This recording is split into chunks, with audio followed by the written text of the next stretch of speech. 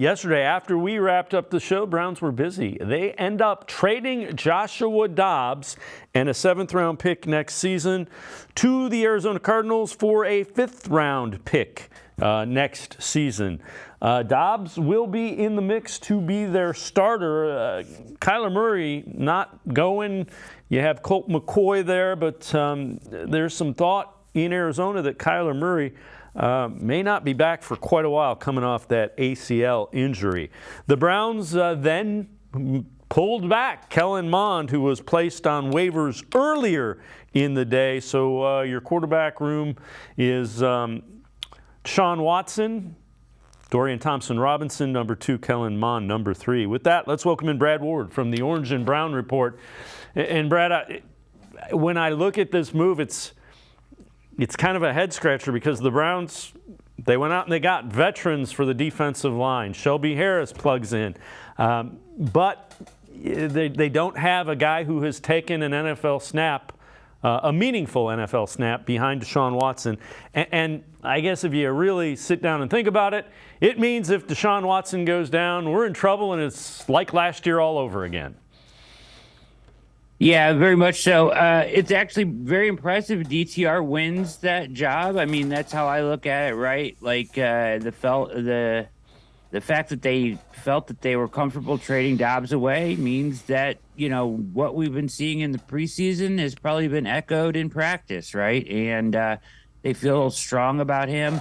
I think that it's interesting with this new quarterback rule, which, you know, with the emergency quarterback rule, you do have to carry that quarterback on the 53 if you want him to be available. I don't think the Browns will carry 3. I think they'll probably just carry, and a lot of teams will probably do this. They'll probably just carry Watson and DTR. And I think that rule's more of maybe geared for the playoffs, right? You know, when you get in the playoffs, maybe you elevate Mond to the 53, and then you have that break in case of emergency. And I'm not so sure, while we're talking about Kellen Mond, I'm not so sure that Mond is a lock to be the 3rd guy. Like, I think there is a scenario where they find somebody they like more as their practice squad or emergency quarterback after cut downs, which is going to be wild this year, obviously, as cut downs are different, and there's going to be about 1,000 players available at one time after final cuts. So it should be interesting. They keep Mond for the moment, but will they keep him through and through? I don't know. Yeah, it's going to be interesting to see. Do they get somebody who has played meaningful NFL snap? In the, you know, a guy that comes to mind, heck, Nick Mullins. If Nick Mullins ends up floating out there, you're not looking for necessarily a solution. You're looking for a stopgap. But having said that, I'm not in any way diminishing what Dorian Thompson-Robinson has done. I like what I've seen. I just don't know if I like it when I have to win a regular season game.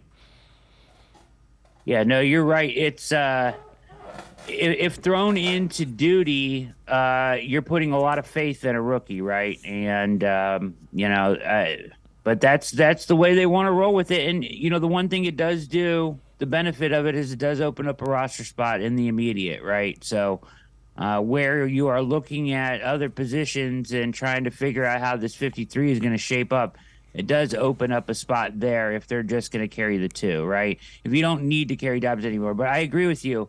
It is a little throwing caution to the wind in a situation where they really don't have that much margin for error.